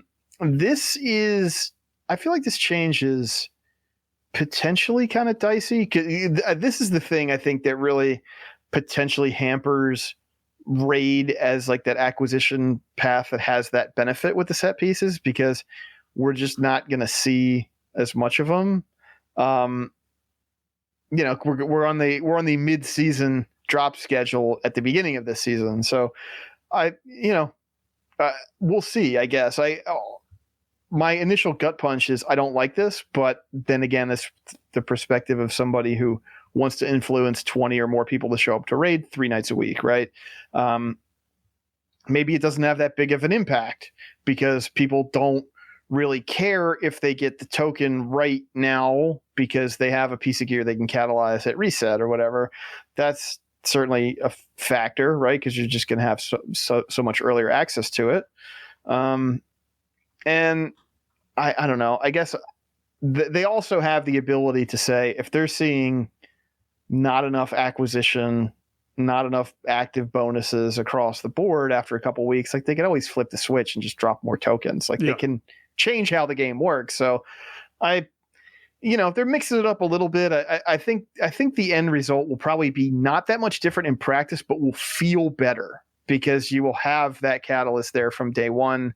And so as soon as you get that piece that you want, then you can start checking things off the list. I think psychologically that's probably better for players, even if at the end of the day, it's about the same amount of time to collect your whole set. Yeah. As far as very rare item drops go, they are also adjusting it so that these are basically on their own roll box on a boss. So the boss drops loot, and then it has a chance to drop these rare items inside its own separate rolls. So you basically have a 20-player group could receive 1 tier token, 3 non-tier items, a Dream Binder, and a Loom of the Great Cycle. And their note on this is, as we continue to iterate on very rare items, we hope that elevating them to drop independently as bonus loot will feel less frustrating than knowing that Ice Wrath's Channeling Conduit could have been a Whispering Incarnate icon. This also ensures that drop rates are consistent across all very rare items. So yes, I think this is another nice change that they're going in when they can break these off into different boxes so that people aren't feeling bad. This, like, my brain goes immediately back to we killed Onyxia and got Shaman loot as a Alliance group, right? Where you're like, that could have been a Warrior tier helm, and it's not. It's a Shaman tier helm. Or it could have been a Paladin tier helm, and it's not. It's a Shaman tier helm. That's really frustrating because that's not what we want. We wanted the other thing. So it's nice to see them sort of breaking this off so that you know that you're not losing out on other potential good loot drops when you get something you don't want. I like seeing this happen. Yeah, well, I think one smart thing to kind of offset what I was saying about the potential downsides with raid gear distribution and everything from these changes, like they've leaned into this very rare item drop from raid this expansion, and I think that's been really cool. They've added a lot of interesting and powerful and sought after items via this system. And, they have like bonus item level in most cases, and they have, effects that are different than just stats on your character, which is awesome because it's an MMORPG and you want interesting loot. You want interesting items. And I think the very rare items are definitely in that mold, but yeah, it's frustrating when you kill a boss and you get your 3 or 4 pieces of loot or whatever, and you get a bunch of cloaks instead of, the two-hander with the proc that you wanted. So having a chance for it's like a bonus on top of the other stuff you would normally get. That sounds good to me. Like, I think that will probably result in just better loot distribution overall, and hopefully more chances to see the very rare items, because I guess it's probably some kind of low yes/no chance to drop versus, okay, of this pool, which one of these items are going to drop, and then, well, they're very rare for a reason, right? Because they're low drop chance, so they're competing with stuff that's going to appear more frequently. I don't really understand the note about ensures drop rates are consistent across all very rare items, but I assume that probably means like if you could get the size of the loot table, right? Well, so if the loot table is broken up into more likely to drop items and less likely to drop items, and let's say there's 3 less likely to drop items, they're not going to make one of those more heavily favored as a less likely to drop, right? You're not going to be more likely to get the special daggers that you really want than the special bow that you really want. They're equally chance to drop as far as those rare items go. Right. And I guess also if you have bosses that just have a different total number of items on their loot table, then like obviously a boss with a bigger loot table is going to be less likely to drop their very rare items in the old system. But in the new system, doesn't matter because you have this separate role for whether or not you're going to get very rare. So it's cool. I mean, I think interesting raid loot is one of the ways that you keep raiding relevant. We've had struggles with item level and stuff. We've had struggles with logistics of keeping a group together. Having really cool items drop from raid bosses is a thing that makes people want to kill raid bosses. So yeah, I like it. Make it drop a little bit more. Give us more of a prayer of a chance of getting the stuff we want from the bosses directly. Yeah, exactly. Okay. They are also nerfing, obviously, as you expect, a bunch of the trinkets that are inside the old raid because the new raid's coming out, so expect your trinkets to get worse, period. Just expect it. That's how that works. User interface updates. They have added a new celebratory pop-up that will appear when you unlock the Great Vault slot on your character. So you basically get notified when a Great Vault slot has been unlocked, which I'm actually excited for because it is kind of a rewarding thing to have those toasts pop up every now and then. So that I'm looking forward to.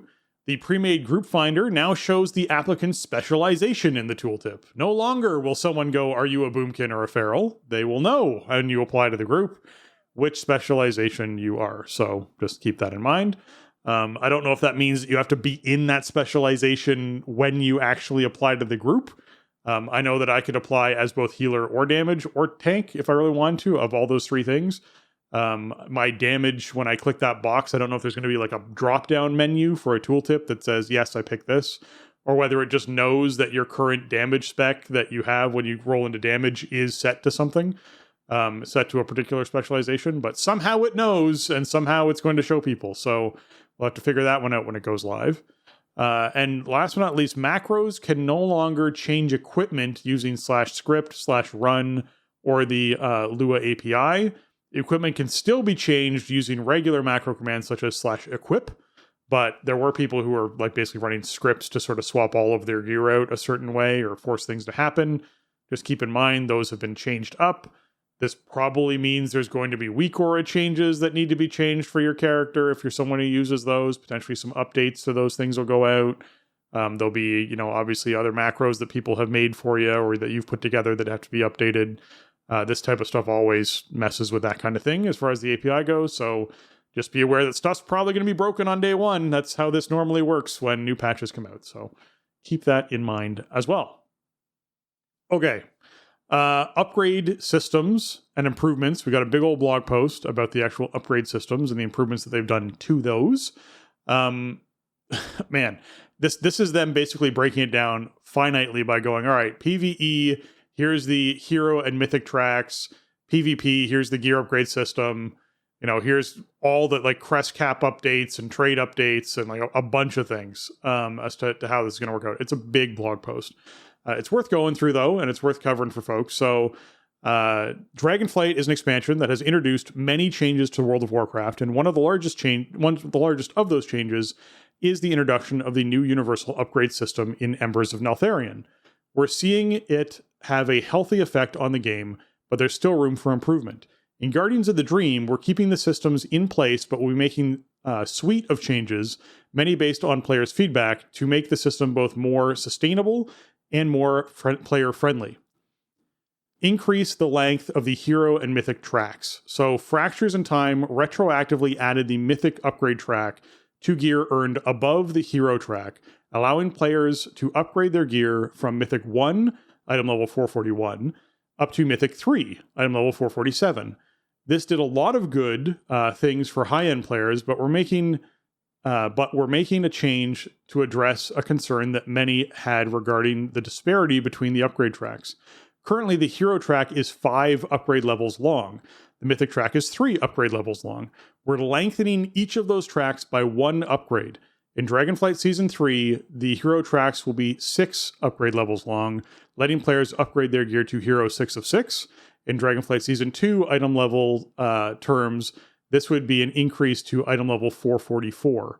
The mythic track will now go to 4, which would be like letting someone upgrade their mythic gear to 450 in Season 2. So when they're saying they increased it, they mean you actually get an additional 3 item levels onto the end of your track where you currently were, right? They're not going, hey, this track was 6 item levels long. We're now going to make that, essentially like 1.5 item levels or 1.8 item levels per thing.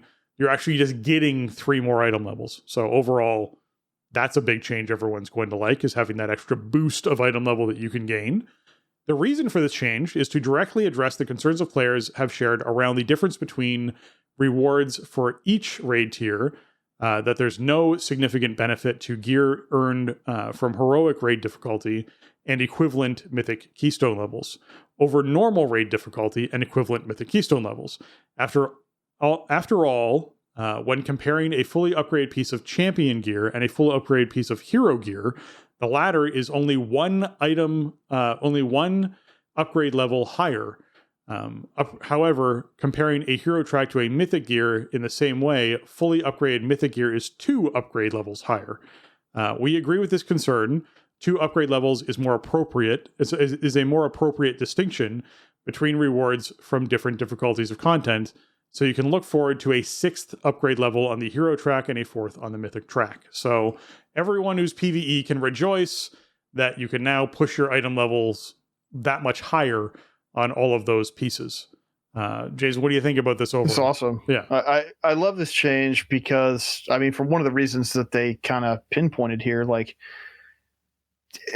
heroic raid gear has been in a bad spot basically since Mythic Plus got introduced, right? And it's sort of inevitable because you wanted to add this pillar to endgame that people could get very powerful gear from.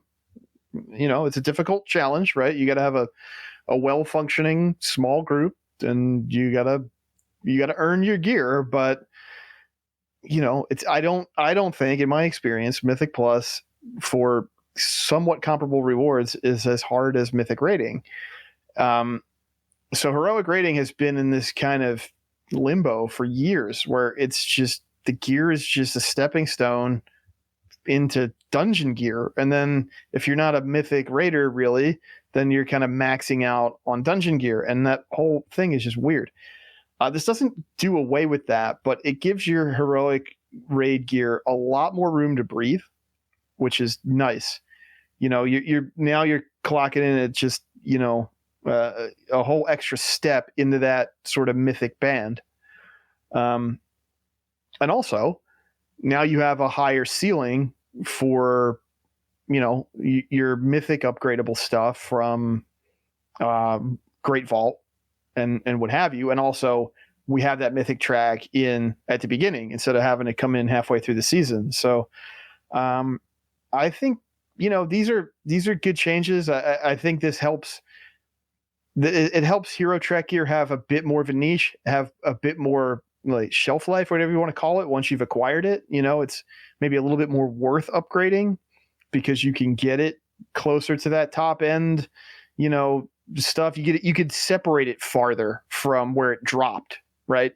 So it's providing you a bigger benefit from in the content you got it from, and it's helping you get that much farther into the next tier. That's awesome, and also just having a higher ceiling overall for players to shoot for, I think helps with some of that short circuiting that I was talking about earlier, where it just gives players more goals to shoot for, Like, okay, I have another round of stuff to max out. Let's go do some more dungeons or whatever. Dragonflight needs stuff like that. I talked about this with Berserker a bunch on Unshackled Fury a few weeks ago. Like, Dragonflight is awesome, but a lot of MMORPG players are feeling the lack of meaningful stuff to grind. We, as a lot of us, like, we want to grind stuff for power. Like, it is kind of a staple of the genre, right? And Dragonflight is sort of lacking that thing that ties all of this cool stuff together in terms of character power. And so this is sort of emerging as maybe the replacement for that. This isn't like artifact power, but it is, especially with these expanded bands and stuff, it is more grindable power directly. And, you know, you get a lot more mileage out of a drop that maybe isn't the exact perfect thing you wanted, but you can get a lot of utility out of it. I don't, it's weird. The item upgrade system is awesome, but also it had some really weird ripples in season 2. And so I'm curious to see how they continue to iterate on it and how players respond to it.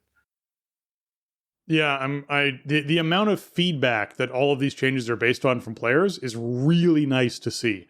Almost every single change in this upgrade, on the upgrade systems that we're going through now, are all entirely based on player feedback. The next one that they talk about is PvP gear.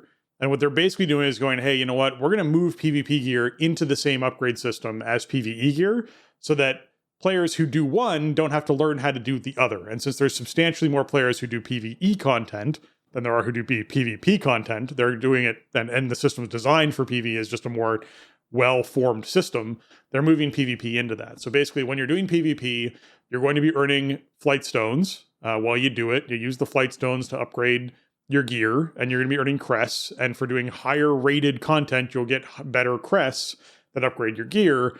It's going to be really straightforward as far as PvP system goes, dropping into this. So people not only have an easier way to sort of cross back and forth between content, but also it's just an easier thing, not having to learn a totally different system as far as how that works. So PvP players, welcome to the Flightstone crest system. If you haven't been playing around with it yet already, you're going to be using it a lot more going forward.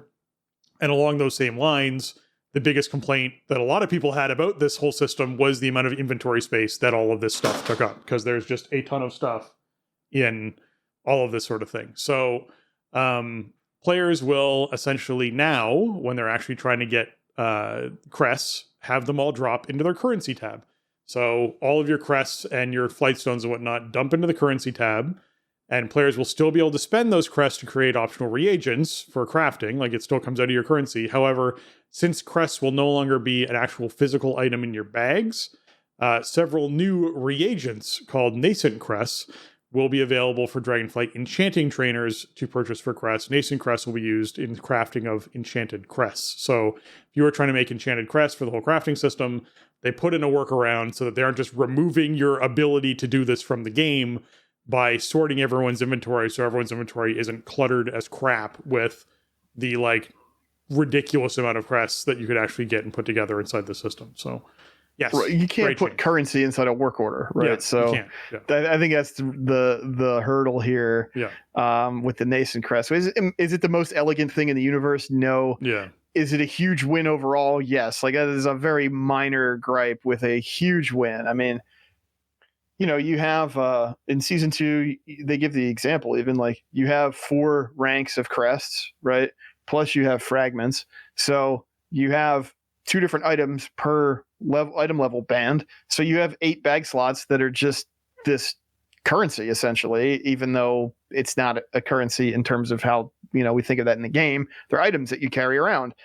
It was a bit unwieldy, and I think the whole 15 fragments is a crest and all that, like, I kind of get why they started with that, you know, to okay, you get a little bit for whatever you do, and then, you know, we have these kind of breakpoints where then you get the upgrade that you want, or you get 4 of those, and then you get the crafted item thing that you want.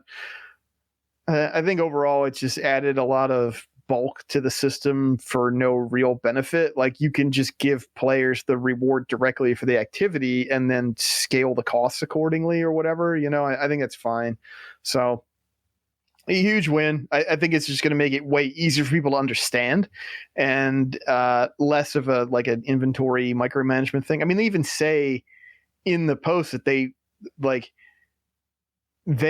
like having inventory management and inventory tension like in certain elements of the game, but not with this system.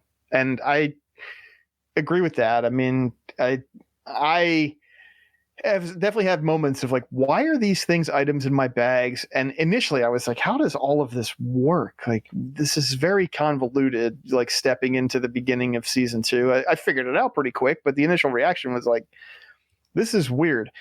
I feel like this is going to be a lot more transparent to people to hop into and just easier to manage. So I think this was probably most players' like number one wish list item for season 3 was, please get these things out of my bags. And so they're doing that. Yeah, I am super thrilled to see this change come in and get all of the junk out of my bags, because I hate having to try and organize my bags and having all the stuff in my bags.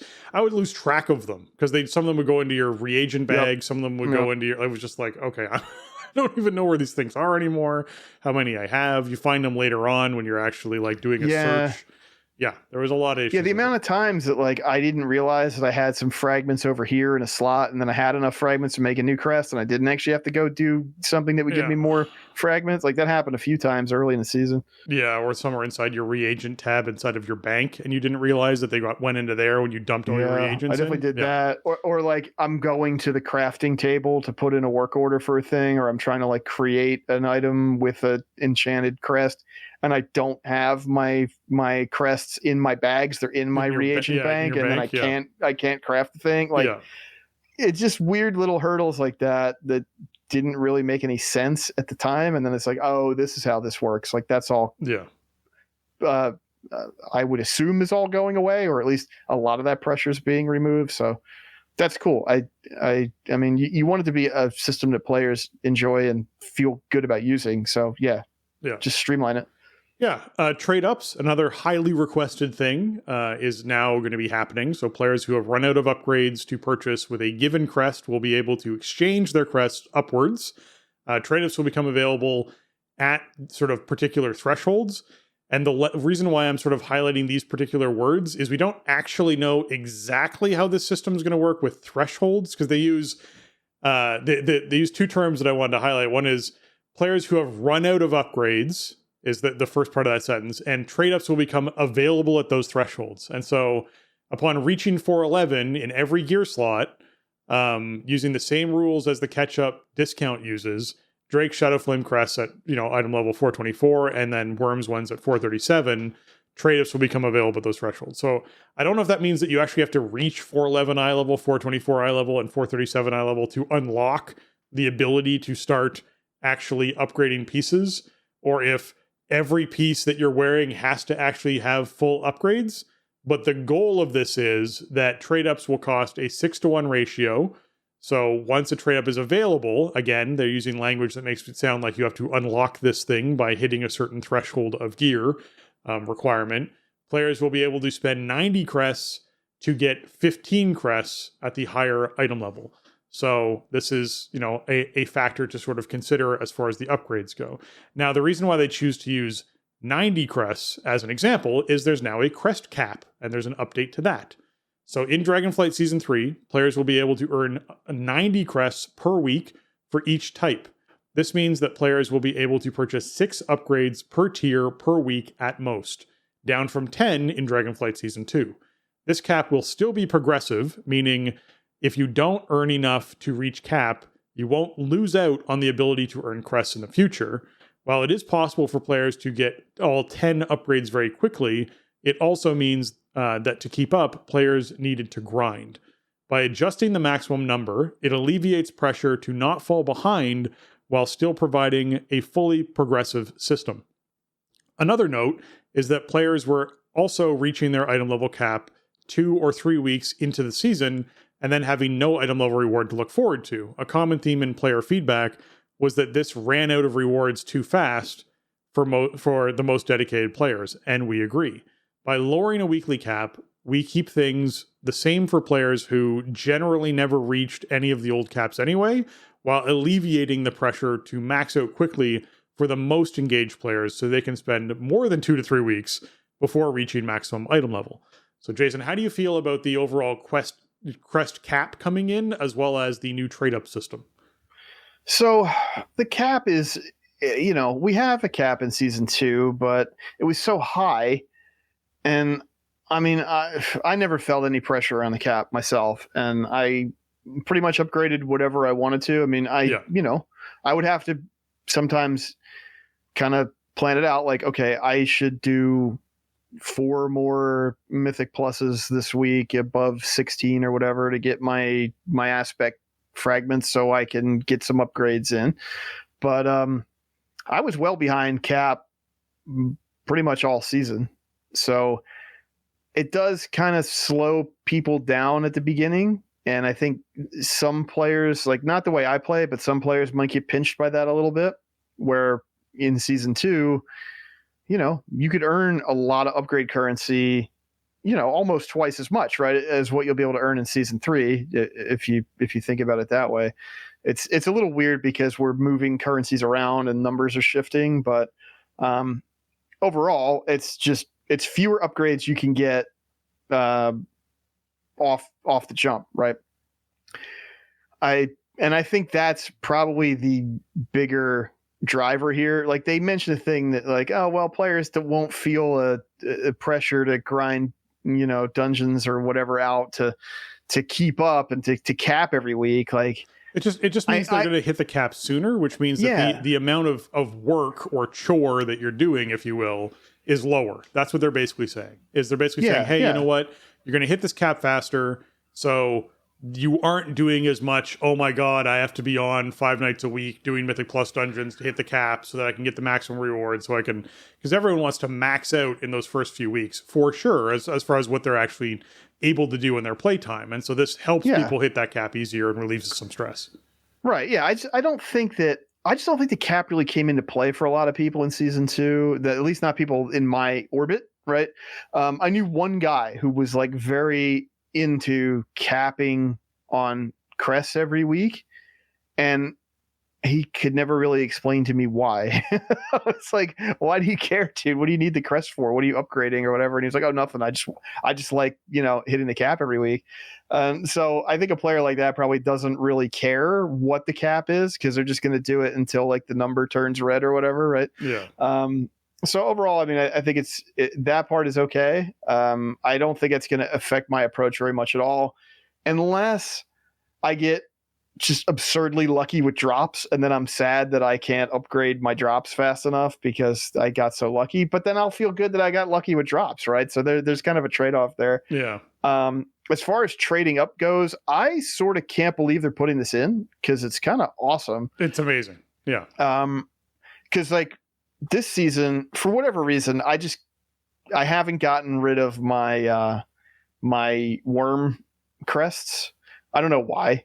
I figured, like, who knows? Maybe they'll do something with them. I should probably vendor them before patch, and then they become worthless or whatever, because they're at least worth something to vendor. I'm sure they'll be turned into a gray item that is then exchangeable for coin. Yeah. Right. Like at the moment, you can just straight up vendor them, and they're worth some gold, but like they'll probably be worthless. Like it'll probably go down to like a silver cost or something.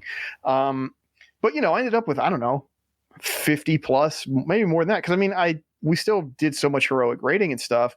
So I get a big stack of them every week, but I had nothing to use them on anymore because I had unlocked item level. Like they use kind of a wonky example here because they're talking about it's hard. Like, just don't even get into it. It's not a great example. Well, because they're talking about low item level season 2 get relatively low. I would say 411, right? So, once you have that item level unlocked, like once you have a piece of gear equipped at that item level or higher in every slot, now that crest doesn't work anymore. There's nothing you can use it on. Yeah. So, the ratio they're proposing is not great. But in a case like mine, right, where I'm going to get a lot of stuff that I don't need because I do heroic grade and then relatively high end Mythic Plus. This might save me a little bit of trouble once in a while. Now, this doesn't let you go over the cap, right? And they make that very clear. This is not like a bonus for your 6 a week cap on the crests, whatever you're upgrading to. Yes, you don't have it's a cap per week. It's not a limit. If it's a limit, you can only go to the limit, and you can keep going up to the limit over and over again. Right. This is a cap on the amount you can earn. It's an acquisition cap, and so doing a trade up will count towards your weekly acquisition cap, but it's stuff you already did that you're just benefiting from. So that's kind of cool. Yeah. Versus, I have to. Well, let me see if I can squeeze 2 more dungeons in this week to hit this thing. It's like, well, maybe I have this stack of items that I can't use from heroic raid that I can now benefit from. It's very surprising to me that they actually went this route. I think it's huge. It's like it's not going to be a thing. It's not going to be. Because of the way the math works out, right? It's not going to be the avenue that you go down. It's not like what you do is you grind like lower level content to like upgrade your items higher. Like that's not what you do. But if you're doing a menu of content that includes some higher and some lower difficulty stuff, it's just a nice little bonus. It's some way you can benefit from content that you're participating in. So I love it. I'm mildly shocked that they actually put this in for this season. Yeah, so the crest cap also ties into something else. Let's say you have 90 crests, all right? You are maxed out on the type of, you do heroic content, you've maxed out on your crests. There's now a crest fallback system, where in Dragonflight Season 3, players who would earn crests from an activity, but cannot because the cap exists and is there, will instead be rewarded with the next highest crest they could earn, if any. So, for example, if a player is 10 crests away from their Worm's crest cap and completes a plus 12 Mythic Plus Keystone dungeon within the timer, they'll earn the 10 Worm's crests that they need to hit the cap, and then you get 2 additional Drake's crests instead of earning nothing as they would have gotten in Dragonflight Season 2.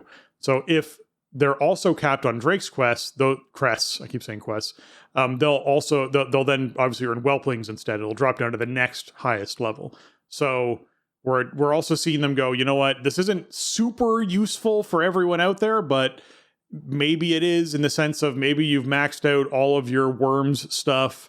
You don't have a piece of or you do have some pieces of Drake's that you want to upgrade, but you're not doing content that earns you Drake's crests regularly. This lets you get those anyways from doing that content. You can also take the Drakes and then choose to turn them in to get more Worms ones. You can get the 15 Worms if you max out your Drakes kind of thing, right? So there's a way to essentially get even more of those. Once you do finally get a piece of Worms that drops that's an upgrade, you can spend the 90 into it, get an additional 15, spend that 15 into it. Sort of keep the system rolling like that. So it's nice to know that you're not feeling like, oh, had I done lower level content, I would have earned a reward out of this because I'm capped on this current content, right? Like that's feels weird. So I like the idea of, hey, you're always earning something. I've always felt that was important in World of Warcraft. So at least here's a case where you're always earning something. Yeah, I mean, that's a good way to put it. Like it's just nice. It's not, again, like you mentioned, it's not like some super efficient path or whatever, but if you're helping a friend out with some lower level content or something, or you're helping somebody gear up a new character or whatever, like you get something for your trouble. And it all lines up with the trade up system and everything. And you can, it might take weeks, but if you play a lot of WoW and you do a bunch of different types of content and you get crests from these different difficulty levels, then over time you might end up being able to get, a couple extra higher level crests just from low level stuff that you did before, which is kind of a cool bonus. We've never seen that before, really. There's usually these much harder gates between difficulty, right? And the item upgrade system in general has been breaking them down a bit. I mean, obviously, if you want the most power in the highest item level, then you need to do the hardest content consistently. But this kind of greases the wheels a little bit more, and it gives you, maybe it's not a super attractive reward. It's not the reason in and of itself to go do a thing that's lower difficulty, but it might make helping somebody out doing something that's lower item level than you're currently rocking, like, it makes it more attractive to do, maybe. So, but there's no downside here. It's just more stuff for doing what you were already doing anyway. Yeah, exactly. And then last but not least, they address the larger item level jump that's going to be taking place. So for Season 3, they're increasing the item levels by 39 item levels over Season 2 equipment. Usually the jump is 26 item levels. But with the new upgrade system in place, players have been using it to achieve more and higher item levels relative to the maximum seasonal value than in most previous seasons. Generally speaking, when you get a piece of gear from a new raid, it should be a useful upgrade over the previous season's gear immediately. This change will ensure that. So just keep that in mind going forward. We're going to see a much larger jump in item level going into this season for the gear that you initially get, which will make those upgrades much more exciting to get. So I'm pumped about that. Sounds like a good change to me. Looking forward to it. Yeah, I think this is also maybe some more evidence that this is the last Dragonflight season, right? Or maybe at least the last tier if we get like a season 4 or whatever. Because, this is some pretty serious item level inflation. This is basically like a tier and a half from what we've had over the last few years. But it does kind of make sense. I mean, I think this is a direct response to what we saw with season 2 and with, short circuiting that whole process. So, all right, we'll just move the goalposts a bit higher, just broaden everything out. I think that's probably a natural outgrowth of incorporating this system and sort of moving in this direction. And yeah, you do want the new stuff to be exciting. I guess I'm a little concerned. It makes me wonder, how is the initial kind of ramp into Emir Drasil raid and season 3 Mythic Plus going to feel? Because normally, if you're at the top end of item level or close to it, and then you step into kind of normal raid or whatever, like I was talking about before, just to get your bearings. Usually that stuff is pretty easy because you sort of already outgear it. And now it's not going to be like that. And heroic is going to be a much bigger jump from where we're coming into now. So, we'll wait and see on that. A lot of it depends on tuning and overall encounter design and everything. Item level is not the be all end all of being able to play the game. It's just fun, right? It's fun getting more power and making your character more powerful and getting the stats that you like and all of that. But if we can knock some bosses over early in the season, then we're going to get some much better rewards, which is going to be cool. So that's the other side of that coin, right? Is if the bosses die, then the rewards are huge, much bigger than what we've been accustomed to the last few years. So, I'm taking kind of a wait and see on this one. I understand why they're doing it, and I think it's probably prudent to do so because of what we saw in season 2. But I have some minor concerns on this one, I guess. It's hard to look at this and go, this is either a win or a loss here. Time will tell on this one. It depends on what we're actually playing, I think. Yeah. All right. Well, with that, I want to take a moment to thank our patrons. They contribute a ton to our show and help us to improve on the content we create. And the show wouldn't be the same without them. Man, oh man, do they ever actually help us a lot, particularly this time of year when we are traveling to BlizzCon and trying to keep regular shows happening. You all make a huge difference to us. So thank you so much for all of that. I want to give a special shout out and thanks to Alianas, Arajian, Celian, James, Kapawi, Max, Schroll, and Vespin. Thank you so much for all that you give and that all of our patrons give to the show. Big shout out and thank you to our 2 newest patrons, Paul W. and Chris G. Thank you so much for the incredible support and looking forward to seeing some of you at TSZ. I know there's folks trying to organize stuff and get it all going. So I'm hoping that we can get together and meet up with people and see you around the con.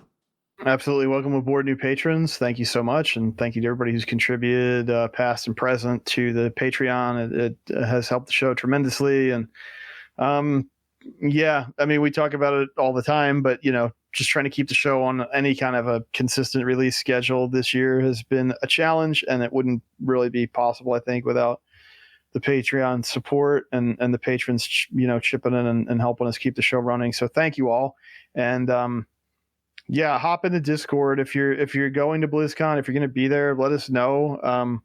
I would like to figure out some kind of meetup, hangout kind of thing for like Thursday night if people are going to be in town. But I have had no time or bandwidth to, go any farther than that. So, if you're a patron, or even if you're not, a patron contributor, but you are going to be in the area, like, let's, hop in Discord, sound off, let us know, and we'll see what we can put together. Because, the two of us will be down there for an extended trip. We're not like flying in Thursday night for the show and then taking off Saturday night. Right? Like, we're going to be there for a few days. So it'd be cool to, it's always fun to meet up with listeners and chat with the TSC faithful out there. So we definitely want to do that this year after so long. So, let us know if you're going to be out there, and we'll see what we can figure out. Yeah.